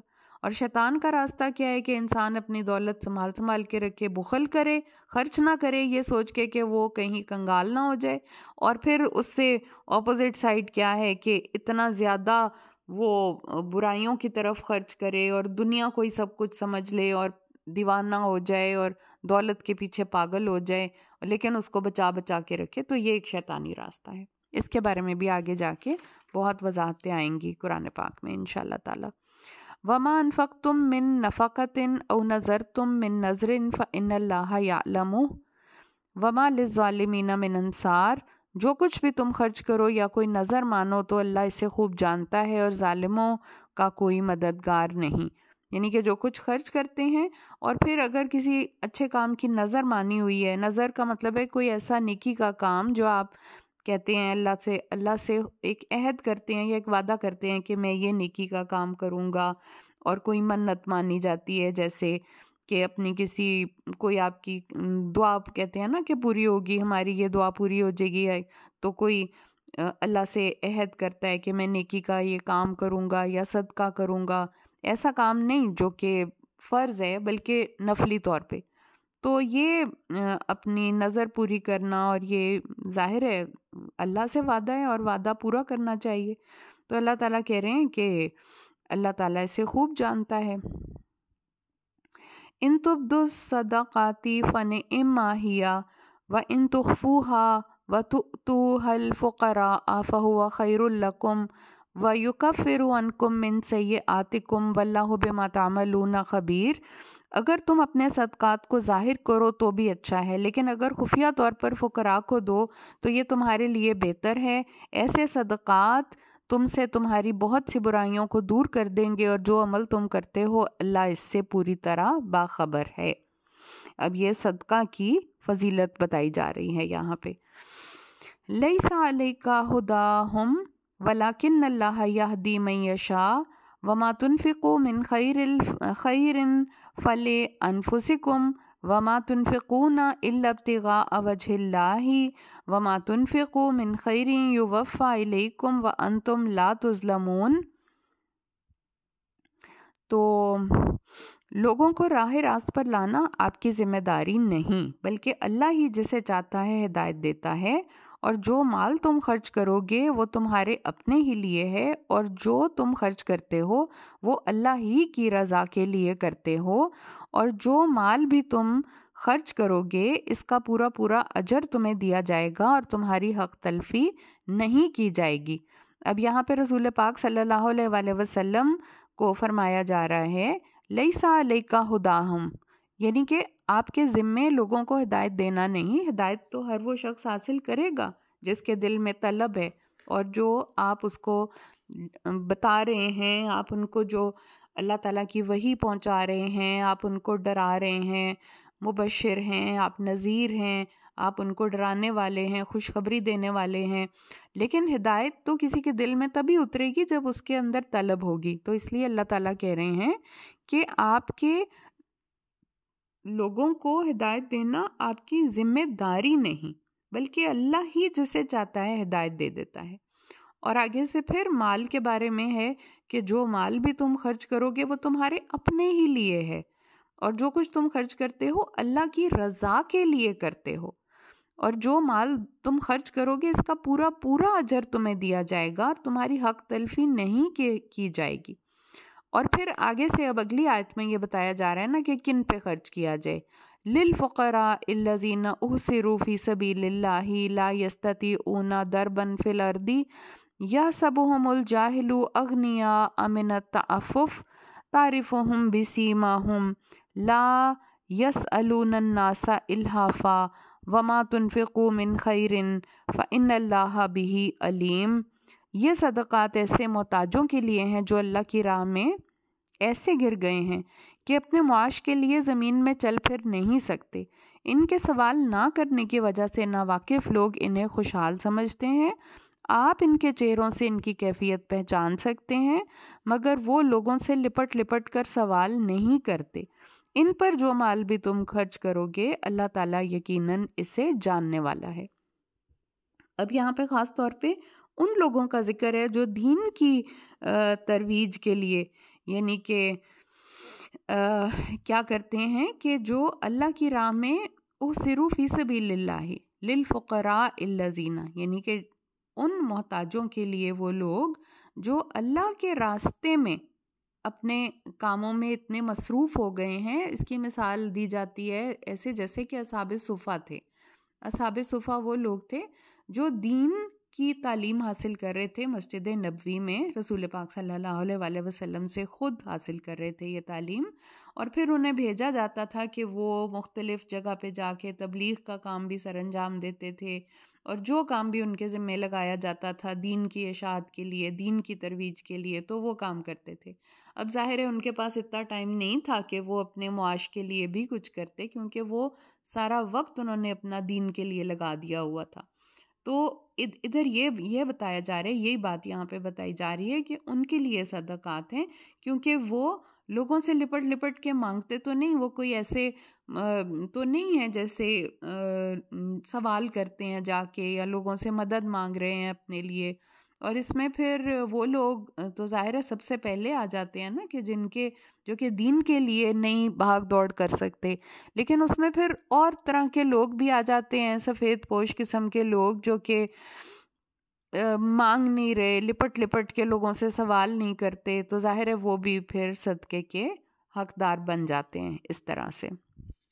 لیکن یہاں پہ جو ذکر ہے وہ خاص طور پہ ان لوگوں کا ذکر کیا گیا ہے جو اللہ کے راستے میں ایسے گر گئے ہیں کہ وہ اپنے معاش کے لیے کچھ کر نہیں سکتے۔ اب ہم اگلی آیت کرتے ہیں۔ الذین ينفقون اموالهم باللیل والنہار سرا وعلانیۃ فلہم اجرہم عند ربہم ولا خوف علیہم ولا ہم یحزنون۔ جو لوگ رات دن کھلے اور چھپے اپنے مال خرچ کرتے ہیں انہیں اپنے رب سے اس کا اجر ضرور مل جائے گا، ایسے لوگوں کو نہ کچھ خوف ہوگا نہ وہ غمگین ہوں گے۔ اب یہاں پہ پھر ایک اعلیٰ قسم کی مثال ان لوگوں کی جو نہ رات دیکھتے ہیں، نہ دن دیکھتے ہیں، نہ صبح نہ شام، نہ کہ دکھاوے کے لیے دے رہے ہیں، نہ یہ دیکھتے ہیں کہ وہ چھپا کے دے رہے ہیں، یعنی ہر حال میں وہ اللہ کے راستے میں خرچ کرنے والے ہوتے ہیں۔ یعنی ان کو اس بات کی پرواہ نہیں ہے کہ کوئی دیکھ رہا ہے یا نہیں دیکھ رہا، یا صبح ہے یا رات ہے، یا کوئی جو بھی جیسے بھی ہے وہ اللہ کے راستے میں خرچ کرنے والے ہیں۔ تو یہ لوگ ایک اعلیٰ درجے کی مثال اللہ تعالیٰ ان کی بتا رہے ہیں، اور ان کا اجر اللہ کے پاس پڑا ہوا ہے، موجود ہے، اور ان کو نہ کوئی خوف ہے اور نہ وہ غمگین ہوں گے۔ یعنی ایک بہت اعلیٰ درجے کی مثال ہے یہ ان لوگوں کے بارے میں۔ اب آگے سے اس کے یہ تو اللہ نے ایک اعلیٰ درجے کی مثال بتائی نا کہ بہترین قسم کے لوگ جو خرچ کرنے والے ہیں صبح شام رات دن چھپے کھلے۔ اب آگے سے اس کے اپوزٹ ایک شخص کی مثال ہے جو بالکل خرچ نہیں کرتا، اور نہ صرف خرچ نہیں کرتا بلکہ سود کھاتا ہے، لوگوں کی مجبوری سے فائدہ اٹھاتا ہے، اور اگر کوئی اس سے کوئی قرض لے بھی لیتا ہے تو وہ سود کھاتا ہے۔ اور اس کی مثال پھر کیا بتائی جا رہی ہے؟ الذین یأکلون الربا لا یقومون الا کما یقوم الذی یتخبطہ الشیطان من المس ذلک بانہم قالوا انما البیع مثل الربا وأحل اللہ البیع وحرم الربا فمن جاءہ موعظۃ من ربہ فانتہى فلہ ما سلف وامرہ الی اللہ ومن عاد فاولئک اصحاب النار ہم فیہا خالدون۔ جو لوگ سود کھاتے ہیں وہ یوں کھڑے ہوں گے جیسے شیطان نے کسی شخص کو چھو کر مخبوط الحواس بنا دیا ہو۔ اس کی وجہ ان کا یہ قول ہے کہ تجارت بھی تو آخر سود ہی کی طرح ہے، حالانکہ اللہ نے تجارت کو حلال قرار دیا ہے اور سود کو حرام۔ اب جس شخص کو اس کے رب کی طرف سے یہ نصیحت پہنچ گئی اور وہ سود سے رک گیا تو پہلے جو وہ سود کھا چکا سو کھا چکا، اس کا معاملہ اللہ کے سپرد، مگر جو پھر بھی کھائے گا تو یہی لوگ اہل دوزخ ہیں جس میں وہ ہمیشہ رہیں گے۔ یمحق اللہ الربا ویربی الصدقات واللہ لا یحب کل کفار اثیم۔ اللہ تعالیٰ سود کو مٹاتا ہے اور صدقات کی پرورش کرتا ہے، اور اللہ کسی ناشکرے اور بد عمل انسان کو پسند نہیں کرتا۔ اب یہاں پہ سود خور بندے کے بارے میں یہی بتایا جا رہا ہے نا کہ وہ ایسے ہے جیسے کسی کو شیطان نے چھو کے مخبوط الحواس خبتی ہو گیا ہے اور وہ چیخ چلا رہا ہے اور ہر وقت سرگرداں ہے اور ہر وقت اس کا دھیان صرف دولت کے اندر ہی لگا ہوا ہے اور وہ اس کو ہی بڑھانے کے چکر میں پڑا ہوا ہے، حالانکہ اللہ تعالیٰ کہہ رہے ہیں کہ اللہ تعالیٰ سود کو مٹاتا ہے اور صدقات کو پرورش کرتا ہے، یعنی کہ ایک معاشرے کا اصول ہے۔ اور کہتے ہیں کہ جس معاشرے میں سود بڑھ جاتا ہے وہاں پہ بے روزگاری بڑھ جاتی ہے، وہاں پہ مہنگائی بڑھ جاتی ہے، وہاں پہ افراط زر ہو جاتا ہے، یعنی کہ ایک معاشرے کے لیے انتہائی بری چیز ہے سود۔ اور جن ملکوں میں سودی کاروبار چلتے ہیں اور ان کی اکانومیز تباہ ہو جاتی ہیں، بیٹھ جاتی ہیں، کیونکہ سود جو ہے وہ مال کو کھینچ رہا ہے، غریب سے بھی امیر کی طرف وہ مال جا رہا ہے، جبکہ صدقات اور دوسری جو تجارت ہے جیسے یہ ہے اس میں مال گردش کر رہا ہے معاشرے کے اندر۔ تو جتنا مال گردش کر رہا ہوتا ہے، جتنی دولت گردش کر رہی ہوتی ہے، وہ لوگوں کی خوشحالی کا باعث بنتی ہے۔ تو یہ تو وہ اکانومسٹ ہیں نا جو ہمیں بتاتے ہیں کہ یہ معاشیات کے اصول جن کو پتہ ہیں کہ سود کس طرح جڑیں کھوکھلی کر دیتا ہے کسی معاشرے کی، اور تجارت جو ہے یا صدقات جو ہیں وہ کس طرح اس کو خون، تازہ خون پرووائڈ کرتے ہیں۔ تو لیکن اللہ تعالیٰ نے تو یہاں پہ کیونکہ شیطان فقر کا اور محتاجی کا ڈراوا دیتا ہے انسان کے دل میں ہر وقت، اور اس کو روکتا ہے کہ وہ غریبوں، یتیموں، مسکینوں پہ خرچ نہ کرے اور اللہ کے راستے میں خرچ نہ کرے۔ تو یہ اب ایک شخص کی، ایک سود خور شخص کی مثال ہے کہ دنیا میں بھی وہ خبتی اور مخبوط الحواس ہے، اور آخرت میں بھی وہ ایسے ہی کھڑا ہوگا اللہ کے سامنے۔ اور اللہ تعالیٰ نے جبکہ ایک گولڈن پرنسپل بتا دیا کہ یمحق اللہ الربا ویربی الصدقات، کہ اللہ تعالیٰ سود کو مٹاتا ہے اور صدقات کی پرورش کرتا ہے۔ اب اگلی آیت ہم کرتے ہیں، ان الذین آمنوا وعملوا الصالحات واقاموا الصلاۃ وآتوا الزکاۃ لہم اجرہم عند ربہم ولا خوف علیہم ولا ہم یحزنون۔ البتہ جو لوگ ایمان لائے، انہوں نے اچھے کام کیے، نماز قائم کرتے رہے، زکوٰۃ ادا کرتے رہے، ان کا اجر ان کے رب کے پاس ہے، انہیں نہ کوئی خوف ہوگا نہ وہ غمگین ہوں گے۔ سبحان اللہ، اللہ تعالیٰ ہمیں بھی ان میں شامل فرما لے۔ یا ایھا الذین آمنوا اتقوا اللہ وذروا ما بقی من الربا ان کنتم مؤمنین۔ اے ایمان والو، اللہ سے ڈرتے رہو، اگر تم واقعی مومن ہو تو جو سود باقی رہ گیا ہے اسے چھوڑ دو۔ فَإِن لَّمْ تَفْعَلُوا فَأْذَنُوا بِحَرْبٍ مِّنَ اللَّهِ وَرَسُولِهِ وَإِن تُبْتُمْ فَلَكُمْ رُءُوسُ أَمْوَالِكُمْ لَا تَظْلِمُونَ وَلَا تُظْلَمُونَ۔ اور اگر تم نے ایسا نہ کیا تو اللہ اور اس کے رسول کی طرف سے تمہارے خلاف اعلان جنگ ہے، استغفر اللہ، اور اگر تم سود سے توبہ کر لوگے تو تم اپنے اصل سرمایہ کے حقدار ہو، نہ تم ظلم کرو، نہ تم پر ظلم کیا جائے۔ وَإِن كَانَ ذُو उसरतिन फ़नज़िरतुन इला मैसरा व अन तसद्दक़ू खैरुल लकुम इन कुंतुम तालमून। अगर मकरूज़ तंग दस्त है तो इसे इसकी आसूदा हाली तक यानी खुशहाली तक मोहलत देना चाहिए, और अगर छोड़ ही दो तो तुम्हारे लिए बहुत बेहतर है अगर तुम ये बात समझ सको। अब जाहिर है सूद उसी बंदे से लिया जाता है ना जिसने कर्ज लिया है, और अगर किसी ने कर्ज लिया है तो जाहिर है वो उसको उसके पास अपनी ज़रूरियात पूरी करने के लिए नहीं था कुछ, तो उसने कर्ज लेके पूरी की अपनी ज़रूरत। अब यहाँ पे उससे आप और माल खींचने के लिए सूद का भी मुतालबा करें, तो अल्लाह ताला यहाँ पे ये बता रहे हैं कि अगर कोई मकरूज़ तंग दस्त है तो उसे मोहलत दे दो उसकी खुशहाली तक, और अगर उसे माफ़ ही कर दो तो ये और भी अच्छा है, यानी कि जो माल उसे दिया है वो सदका ही कर दो तो और भी अच्छा है। तो अल्लाह ताला कह रहे हैं कि ये बात तुम्हारे लिए बहुत बेहतर है अगर तुम समझ सको, जान लो। वत्तकू यौमन तुरजाऊना फीही इलल्लाही सुम्मा तुवफ़्फ़ा कुल्लु नफ्सिम मा कसबत व हुम ला युज़लमून।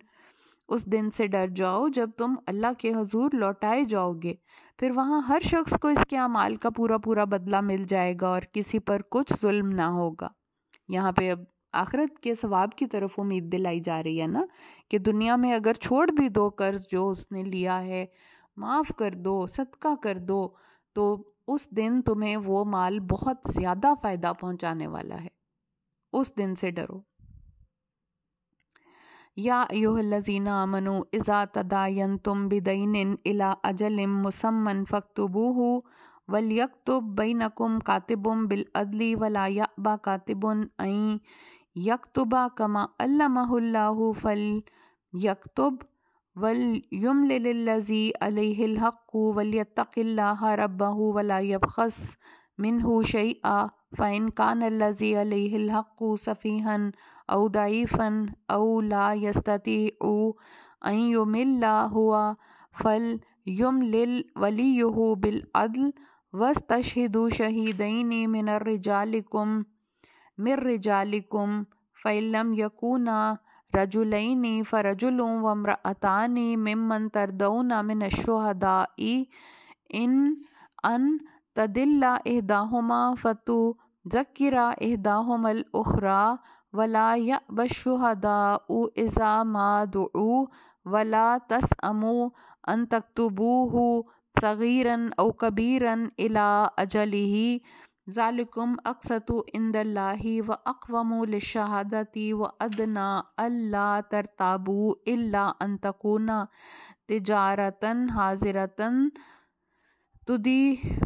तुदीरूनहा बैनकुम फ़लैसा अलैकुम जुनाहुन अल्ला तक्तुबूहा व अशहिदू इज़ा तबायअतुम वला युदार कातिबुन वला शहीद व इन तफ़अलू फ़इन्नहु फ़ुसूक़ुम बिकुम वत्तक़ुल्लाहा व युअल्लिमुकुमुल्लाह वल्लाहु बिकुल्लि शैइन अलीम।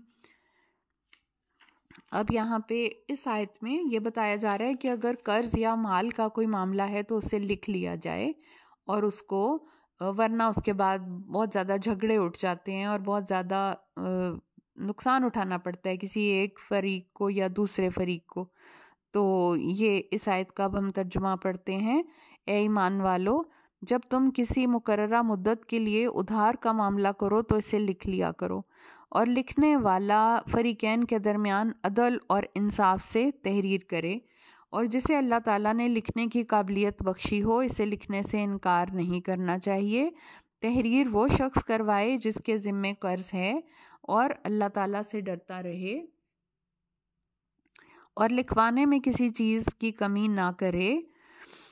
और हाँ, अगर कर्ज़ लेने वाला नादान या ज़ईफ़ है तो लिखवाने की अहलियत ना रखता हो तो इसका वली इंसाफ के साथ इमला करवा दे, और इस मामले पर अपने मर्दों में से 2 को गवाह बना लो। अगर 2 मर्द मैसर ना आए तो फिर 1 मर्द और 2 औरतें गवाह बना लो कि इनमें से अगर एक भूल जाए तो दूसरी इसे याद दिला दे, और गवाह ऐसे होने चाहिए जिनकी गवाही तुम्हारे यहाँ मकबूल हो, اور گواہوں کو جب گواہ بننے کے لیے یا گواہی دینے کے لیے بلایا جائے تو انہیں انکار نہیں کرنا چاہیے۔ معاملہ خواہ چھوٹا ہو یا بڑا، مدت کے تعین کے ساتھ اسے لکھوانے میں کاہلی نہ کرو۔ تمہارا یہی طریقہ کار اللہ تعالیٰ کے ہاں بہت منصفانہ ہے، جس سے شہادت ٹھیک طرح قائم ہو سکتی ہے اور تمہارے شک و شبہ میں پڑنے کا امکان بھی کم رہ جاتا ہے۔ ہاں، جو تجارتی لین دین تم آپس میں دست بدست کرتے ہو اسے نہ بھی لکھو تو کوئی حرج نہیں۔ جب تم سودے بازی کرو تو گواہ بنا لیا کرو اور کاتب اور گواہ کو ستایا نہ جائے، اور اگر تم ایسا کرو گے تو گناہ کا کام کرو گے۔ اللہ تعالیٰ سے ڈرتے رہو، اللہ ہی تمہیں یہ احکام اور ہدایات سکھاتا ہے، وہ سب کچھ جاننے والا ہے۔ اور اب اگلی آیت ہم کرتے ہیں کہ وَإِن كُنتُمْ عَلَى سَفَرٍ وَلَمْ تَجِدُوا كَاتِبًا فَرِهَانٌ مَقْبُودَةٌ فَإِنْ أَمِنَ بَعْضُكُمْ بَعْضًا فَلْيُؤَدِّ الَّذِي اؤْتُمِنَ أَمَانَتَهُ وَلْيَتَّقِ اللَّهَ رَبَّهُ وَلَا تَكْتُمُوا الشَّهَادَةَ وَمَن يَكْتُمْهَا فَإِنَّهُ آثِمٌ قَلْبُهُ وَاللَّهُ بِمَا تَعْمَلُونَ عَلِيمٌ۔ اور اگر تم سفر میں ہو اور لکھنے کو کاتب نہ مل سکے تو رہن با قبضہ پر معاملہ کر لو، یعنی کسی چیز کو گروی رکھ کے یا رہن رکھ دیا جائے۔ اور اگر کوئی شخص دوسرے پر اعتماد کرے اور رہن کا مطالبہ نہ کرے تو جس پر اعتماد کیا گیا ہے اسے قرض خواہ کی امانت ادا کر دینی چاہیے۔ اللہ تعالیٰ سے ڈرنا چاہیے جو اس کا رب ہے۔ شہادت کو ہرگز نہ چھپاؤ، جو شخص شہادت کو چھپاتا ہے بلا شبہ اس کا دل گناہ گار ہے، اور جو کام بھی تم کرتے ہو اللہ اس سے خوب جانتا ہے۔ للہ ما فی السماوات و ما فی الارض وَإِن تُبْدُوا مَا فِي أَنفُسِكُمْ أَوْ تُخْفُوهُ يُحَاسِبْكُم بِهِ اللَّهُ فَيَغْفِرُ لِمَن يَشَاءُ وَيُعَذِّبُ مَن يَشَاءُ وَاللَّهُ عَلَى كُلِّ شَيْءٍ قَدِيرٌ۔ جو کچھ آسمانوں اور زمین میں ہے سب اللہ ہی کا ہے، اور جو کچھ تمہارے دلوں میں ہے خواہ تم اسے چھپاؤ یا ظاہر کرو، اللہ تم سے اس کا حساب لے گا، پھر جسے چاہے گا بخش دے گا، جسے چاہے گا سزا دے گا، اور وہ ہر چیز پر قدرت رکھتا ہے۔ آمن الرسول بما انزل الیہ من ربہ والمؤمنون کل آمن باللہ وملائکتہ وکتبہ ورسلہ لا نفرق بین احد من رسلہ وقالوا سمعنا واطعنا غفرانک ربنا والیک المصیر۔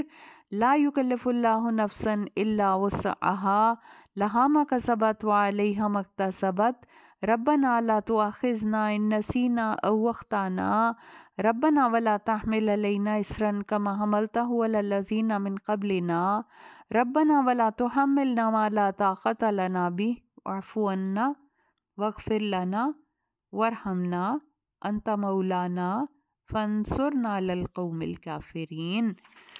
اور یہ سورہ بقرہ کی جو آخری آیت ہے، یہ جس کے بارے میں یہ ہے نا کہ ابھی ہم نے پڑھا تھا جب سورہ فاتحہ پڑھی تھی کہ 2 نور آپ صلی اللہ علیہ وسلم کو دیے جا رہے ہیں، سورہ فاتحہ اور سورہ بقرہ کی آخری آیات، تو یہ والی آیات وہی فضیلت والی آیات ہیں۔ تو ان کو اب ہم اس کا ترجمہ پڑھتے ہیں کہ رسول پر جو کچھ اس کے رب کی طرف سے نازل ہوا اس پر وہ خود بھی ایمان لایا اور سب مومن بھی ایمان لائے۔ یہ سب یعنی تمام رسول بھی اور ایمان والے بھی، یہ سب اللہ پر، اس کے فرشتوں پر، اس کی کتابوں پر اور اس کے رسولوں پر ایمان لائے، اور وہ کہتے ہیں کہ ہم اللہ کے رسولوں میں کسی میں بھی تفریق نہیں کرتے، اور وہ یہ کہتے ہیں ہم نے اللہ کے احکام سنے اور اس کی اطاعت قبول کی۔ اے ہمارے رب، ہم تیری مغفرت چاہتے ہیں اور تیری طرف ہی لوٹ کر جانا ہے۔ اللہ کسی شخص کو اس کی طاقت سے زیادہ تکلیف نہیں دیتا۔ اگر کوئی شخص اچھا کام کرے گا تو اسے اس کا اجر ملے گا، اور اگر برا کام کرے گا تو اس کا وبال بھی اسی پر ہے۔ اے ایمان والو، اللہ سے ایسے دعا کیا کرو، یعنی اب یہ دعا آگے سے آ رہی ہے نا، ربنا سے شروع ہو رہی ہے، تو دعا کا طریقہ اب اللہ تعالیٰ ہمیں بتا رہے ہیں۔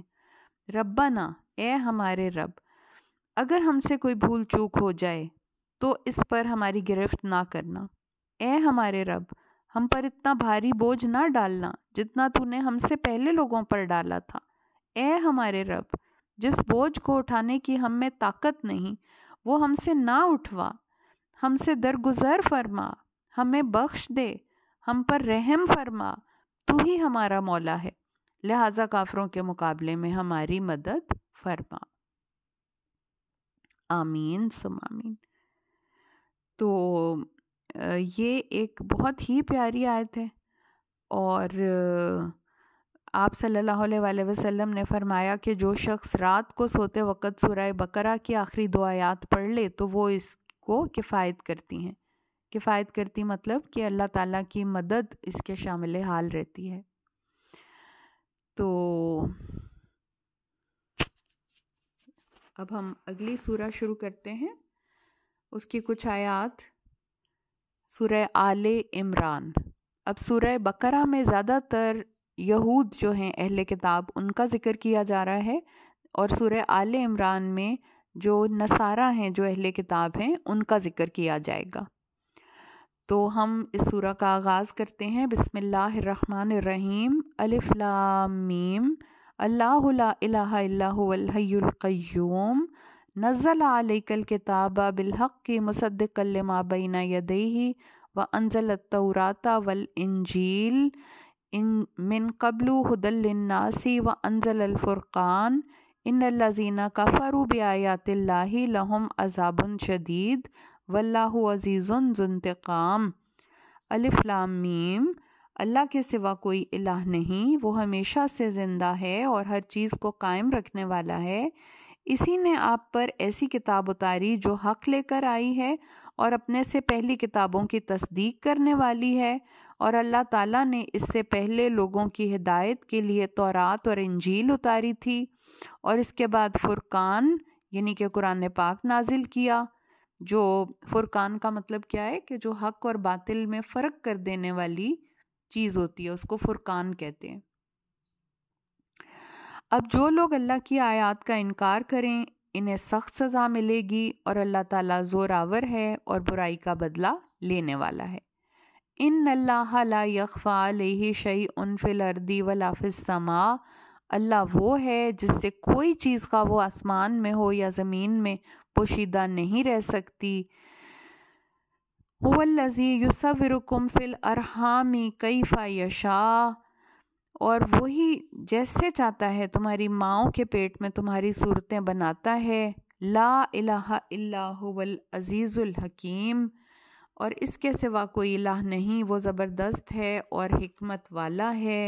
هو الذی انزل علیک الکتاب منہ آیات محکمات ہن ام الکتاب واخر متشابہات فاما الذین فی قلوبہم زیغ فیتبعون ما تشابہ منہ ابتغاء الفتنۃ وابتغاء تأویلہ وما یعلم تأویلہ الا اللہ والراسخون فی العلم یقولون آمنا بہ کل من عند ربنا وما یذکر الا اولو الالباب۔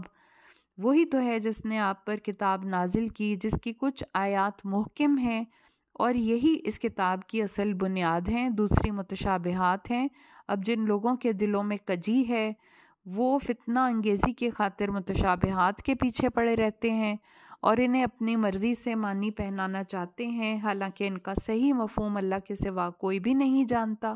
اور جو علم میں پختہ ہیں وہ کہتے ہیں کہ ہم ان پر بھی ایمان لاتے ہیں، یعنی کہ متشابہات پر۔ ساری ہی آیات ہمارے رب کی طرف سے ہیں، اور کسی چیز سے سبق تو صرف عقل مند لوگ ہی حاصل کرتے ہیں۔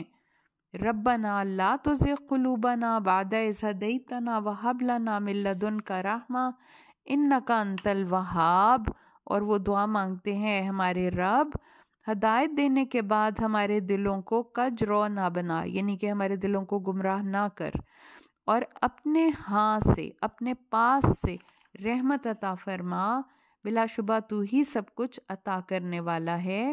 ربنا انک جامع الناس لیوم لا ریب فیہ ان اللہ لا یخلف المیعاد۔ اے ہمارے رب، بلا شبہ تو ہی سب لوگوں کو ایک دن جمع کرنے والا ہے جس کے آنے میں کوئی شک نہیں، تو کبھی اپنے وعدے کی خلاف ورزی نہیں کرتا۔ ان الذین کفروا لن تغنی عنہم اموالہم ولا اولادہم من اللہ شیئا واولئک ھم وقود النار کدأب آل فرعون والذین من قبلہم کذبوا بآیاتنا فأخذہم اللہ بذنوبہم واللہ شدید العقاب۔ جو لوگ کافر ہیں اللہ کے حضور نہ ان کے مال کچھ کام آئیں گے نہ اولاد، یہی لوگ دوزخ کا ایندھن ہیں۔ ان لوگوں کا معاملہ ایسا ہے جیسے آل فرعون اور ان لوگوں کا تھا جو ان سے پہلے گزر چکے۔ انہوں نے ہماری آیات کو جھٹلایا اور اللہ نے ان کے گناہوں کے بدلے انہیں پکڑ لیا۔ اللہ سزا دینے میں بہت سخت ہے۔ قل للذین کفروا ستغلبون وتحشرون الی جہنم وبئس المہاد۔ آپ ان کافروں سے کہہ دیجئے ان قریب تم مغلوب ہو جاؤ گے اور جہنم کی طرف ہانکے جاؤ گے جو بہت برا ٹھکانہ ہے۔ قد کان لکم فی آیۃ فی فئتین التقطا فئۃ تقاتل فی سبیل اللہ واخری کافرۃ یرونہم مثلیہم رأی العین واللہ یؤید بنصرہ من یشاء ان فی ذلک لعبرۃ لأولی الابصار۔ تمہارے لیے ان دو گروہوں میں نشان عبرت ہے۔ اب یہاں پہ بدر میں جو جنگ ہوئی تھی مسلمانوں کی کافروں کے ساتھ، پہلی جنگ ہوئی تھی، اس کی طرف اشارہ کیا جا رہا ہے، جس میں مسلمانوں کی تعداد 313 تھی جبکہ کافر 1000 کے قریب تھے۔ تو تعداد کا اتنا بڑا فرق تھا، پھر مال و اسباب کا بہت بڑا فرق تھا، اور اللہ تعالیٰ یہاں پہ دونوں گروہوں کا تقابل کر کے اب بتانے والے ہیں کہ کن کا کیا موٹیو تھا اور کن کا کیا موٹیو تھا، کہ ایک کا مقصد کیا تھا، دوسرے کا مقصد کیا تھا۔ تمہارے لیے ان دو گروہوں میں نشان عبرت ہے جو بدر میں ایک دوسرے کے مقابلہ پر اترے۔ ان میں سے ایک گروہ تو اللہ کی راہ میں لڑ رہا تھا، دوسرا گروہ کافر تھا جو ظاہری آنکھوں سے مسلمانوں کو اپنے سے دگنا دیکھ رہا تھا، مگر اللہ تو اپنی مدد سے اس کی تائید کرتا ہے جسے وہ چاہتا ہے۔ اس واقعے میں بھی صاحب نظر لوگوں کے لیے سامان عبرت ہے، یعنی کہ یہاں پہ اللہ تعالیٰ نے ایسا معجزہ کیا کہ کافر مسلمانوں کو اپنے سے دیکھ رہے تھے دگنا، یعنی کہ ان کو لگ رہا تھا کہ مسلمانوں کی تعداد بہت زیادہ ہے، اور اسی طرح مسلمان بھی کافروں کو اپنے سے دگنا دیکھ رہے تھے، حالانکہ کافر ان سے 3 گنا تھے۔ تو مسلمانوں کو ان کی تعداد اللہ تعالیٰ نے طرح تھوڑی کر کے دکھائی تھی کہ وہ اپنا حوصلہ نہ توڑ دیں، اور کافروں کو مسلمانوں کی تعداد زیادہ دکھائی تھی تاکہ وہ پہلے سے ہی ان کا موریل ڈاؤن ہو جائے اور وہ بزدلی اور خوف ان کے اوپر آ جائے، کیونکہ مسلمان اللہ کے لیے لڑ رہے تھے اور کافر کس لیے لڑ رہے تھے، تو دنیاوی شان و شوکت کے لیے اور اسلام کو ختم کرنے کے لیے کر رہے تھے، تو ان کا تو کوئی تھی نہیں، ان کے پیچھے تو کوئی طاقت ہی نہیں تھی۔ زُيِّنَ لِلنَّاسِ حُبُّ الشَّهَوَاتِ مِنَ النِّسَاءِ وَالْبَنِينَ وَالْقَنَاطِيرِ الْمُقَنطَرَةِ من الذهب والفضة والخيل المسومة والأنعام والحرث ذلك متاع الحياة الدنيا والله عنده حسن المآب قل أنبئكم بخير من ذلكم للذين اتقوا عند ربهم جنات تجري من تحتها الأنهار خالدين فيها وأزواج مطهرة ورضوان من الله والله بصير بالعباد الذين يقولون ربنا إننا آمنا فاغفر لنا ذنوبنا وقنا عذاب النار۔ اب اللہ تعالیٰ اس دنیا میں لوگوں کے لیے جن چیزوں کو بہت خوبصورت بنا کے پیش کیا جاتا ہے، یعنی کہ لوگ جن چیزوں کے لیے اپنی ساری دنیاوی زندگی کی دوڑ و دھوپ کرتے ہیں اور جو چیزیں بڑی محبوب ہیں انسانوں کو، ان کا ذکر کیا جا رہا ہے، اور اتنی جامع یہ آیت ہے کہ ایک آیت کے اندر ہی سما دیا گیا تمام وہ چیزیں جو دنیا میں جن کے لیے لوگ بھاگتے رہتے ہیں۔ تو یہ ان چیزوں کے بارے میں بتایا جا رہا ہے کہ لوگوں کے لیے خواہشات نفس سے محبت، جیسے عورتوں سے، بیٹوں سے، سونے اور چاندی کے جمع کردہ خزانوں سے، نشان زدہ عمدہ قسم کے گھوڑوں، مویشیوں، کھیتی سے محبت دل فریب بنا دی گئی ہے۔ یہ سب کچھ دنیاوی زندگی کا سامان ہے، جو بہتر ٹھکانہ ہے وہ اللہ ہی کے پاس ہے۔ آپ لوگوں کو کہیے، کیا میں تمہیں ایسی چیزوں کی خبر نہ دوں جو اس دنیاوی زندگی کے سامان سے بہتر ہیں؟ جو لوگ تقوی اختیار کریں، ان کے لیے ان کے رب کے پاس ایسے باغات ہیں جن کے نیچے نہریں بہہ رہی ہیں، وہ اس میں ہمیشہ رہیں گے۔ وہاں انہیں پاک صاف بیویاں میسر ہوں گی، اور اللہ تعالیٰ کی رضامندی ان سب نعمتوں سے بڑھ کے ہوگی۔ اور اللہ تعالیٰ ہر وقت اپنے بندوں کو دیکھ رہا ہے جو کہتے ہیں، اے ہمارے رب، ہم ایمان لائے ہیں، لہٰذا ہمارے گناہ بخش دے اور ہمیں دوزخ کے عذاب سے بچا لے۔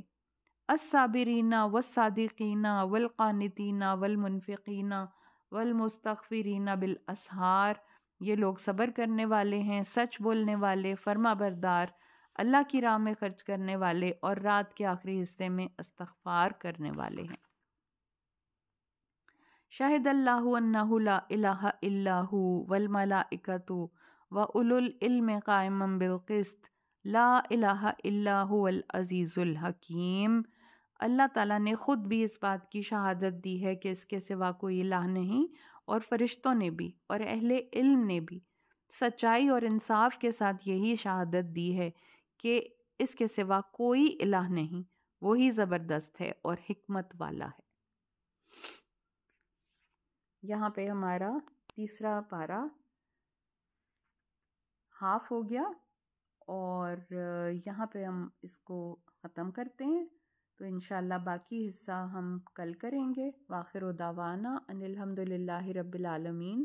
سبحانک اللہم و بحمدک، نشہد ان لا الہ الا انت، نستغفرک و نتوب الیک۔ السلام علیکم ورحمۃ اللہ وبرکاتہ۔